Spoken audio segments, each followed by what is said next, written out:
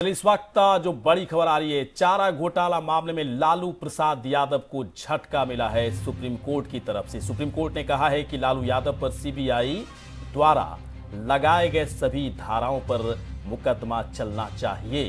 तो supreme court की तरफ से बड़ा झटका लालू प्रसाद यादव के लिए।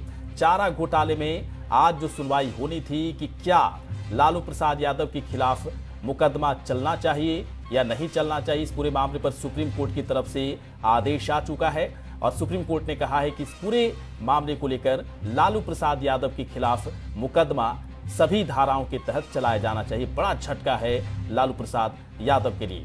गोपाल कृष्ण हमारे सहयोगी और भी अपडेट देंगे। गोपाल, क्या हुआ आज? सुप्रीम कोर्ट ने क्या कहा इस पूरे मामले पर, क्या जानकारी मिल रही है आपको? देखिए, सुप्रीम कोर्ट ने चारा घोटाला मामले में सीबीआई की याचिका को अलाउ करते हुए और सीबीआई ने जो मांग की थी कि रीस्टोर किया जाए उन धाराओं को, जिन धाराओं को हाई कोर्ट ने हटा दिया था, सुप्रीम कोर्ट ने उन धाराओं को रीस्टोर कर दिया है और कहा है कि लालू यादव के खिलाफ जिन जिन धाराओं के तहत सीबीआई ने केस रजिस्टर किए हैं उन सभी धाराओं के तहत इनके खिलाफ मुकदमा चलेगा। साथ ही कोर्ट ने यह भी कहा है कि इस मामले में कई अलग अलग केस दर्ज किए गए हैं, इसलिए अलग अलग इस मामले में ट्रायल चलेगा। जी, बहुत बड़ा झटका है लालू प्रसाद यादव के। 950 करोड़ घोटाला का मामला था, एक के बाद एक कई तरह से घटनाक्रम बढ़ता गया अब इस पूरे मामले में गोपाल कृष्ण। लेकिन आज क्या लगता है, सुप्रीम कोर्ट की तरफ से जो कहा गया है इसके बाद बहुत ही मुश्किल राह होने वाली है लालू प्रसाद यादव के लिए? जी बिल्कुल, आने वाले समय में उनकी मुश्किलें और बढ़ने वाली है, क्योंकि यह जो फैसला था वो सिर्फ चाईबासा मामले में फैसला आया था, जिसके बाद हाई कोर्ट ने धाराओं को हटा दिया था और उसके बाद सीबीआई सुप्रीम कोर्ट पहुंची थी और लालू यादव की तरफ से राम जेठमलानी सुप्रीम कोर्ट में पेश हुए थे। उन्होंने कहा था कि सभी मामलों में आरोप एक जैसे हैं, इसलिए मामलों को लेकर दर्ज किए गए अलग अलग केसों में सुनने की कोई जरूरत नहीं है, सभी सुनवाई एक साथ की जानी चाहिए।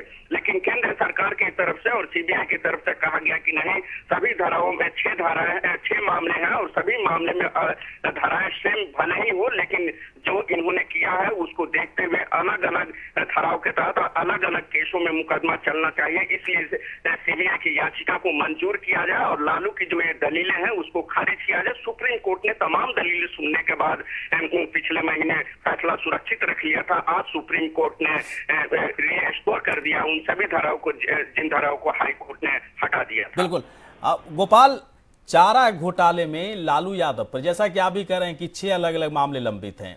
एक मामले में उन्हें 5 साल की सजा भी हो चुकी है, 7 आरोपियों की मौत हो चुकी है, 2 सरकारी गवाह बन चुके हैं, एक ने अपना गुनाह कबूल कर लिया है और एक आरोपी को कोर्ट से बरी किया जा चुका है। इसके बाद लालू प्रसाद यादव के खिलाफ सुप्रीम कोर्ट की तरफ से एक बड़ा फैसला आ चुका है। बहुत ही मुश्किल राह होने वाली है। थोड़ा और समझना चाहेंगे कि क्या क्या दिक्कतें होंगी लालू प्रसाद, अब आप खुद को कैसे डिफेंड कर पाएंगे? अब देखिए, इनको आने वाले समय में बहुत मुश्किलें बढ़ेगी, क्योंकि कुछ ऐसी धाराएं थी जिनके तहत इसमें आजीवन कारावास तक की सजा का प्रावधान था। उन धाराओं को हाई कोर्ट ने हटा दिया था। देखिए, एक धारा में उनको जो सजा हुई थी 7 साल की, उसके बाद उनके राजनीतिक करियर एक तरीके से कहा जा सकता है कि समाप्त हो चुका था, अंतिम पड़ाव पर फिलहाल है। लेकिन अगर इन 120B और अन्य धाराओं के तहत इनके खिलाफ आरोप तय हो जाते हैं और दोषी ठहरा दिए जाते हैं, तो फिर उन धाराओं के तहत जो आजीवन कारावास की जिसमें सजा का प्रावधान है, तो अगर आजीवन कारावास की सजा होती है तो फिर इनकी कहा जाए कि बिल्कुल अंत हो जाएगा, राजनीति का जो कैरियर है इनका वो एक तरीके से खत्म हो जाएगा इसी फैसले के साथ। बिल्कुल गोपाल, एक बात और जानना चाहेंगे इस पूरे मामले में कि ठीक है, लगभग 21 साल हो चुके हैं इस पूरे मामले पर, जब से कोर्ट में सुनवाई हो रही है, चाहे पटना सिविल कोर्ट से लेकर पटना हाई कोर्ट, इसके बाद झारखंड, और तमाम घटनाक्रम बढ़ते हुए आज सुप्रीम कोर्ट की तरफ से फैसला आ चुका है। 21 साल लगभग बीत चुके हैं। 21 साल में लालू प्रसाद यादव इस पूरे मामले को लेकर कई बार वो सुर्खियों में रहे हैं, लेकिन इसके बावजूद 21 साल में लोगों को सही फैसला नहीं मिला। जान निकला है कि बस यहाँ से? जी बिल्कुल, 21 साल में सही फैसला नहीं मिला। हालांकि बहुत लंबा वक्त हो गया है। जो घोटाला हुआ था काफी पहले हुआ था, लेकिन अब तक इस मामले में एक मामले में सिर्फ फैसला आया है। बाकी जो 6 मामले हैं वो अभी भी लंबित। तो कहा जा सकता है कि बहुत धीमी जो है इंसाफ की जो प्रक्रिया है बहुत धीमी है। अगर स्पीडी ट्रायल करके इस मामले की जल्द सुनवाई हो तो शायद 6 मामलों में भी जल्द फैसला आ सकता है। लेकिन ये जो पहले मामले में सुप्रीम कोर्ट से लालू यादव को झटका लगा है, बिल्कुल गोपाल रोकना चाहेंगे। इंसाफ की घड़ी बहुत ही नजदीक आ चुकी है और आप भी कह रहे हैं कि बहुत ही मुश्किल रहा है लालू प्रसाद यादव के लिए। सुदेश वर्मा इस वक्त बीजेपी के प्रवक्ता हमारे साथ हैं।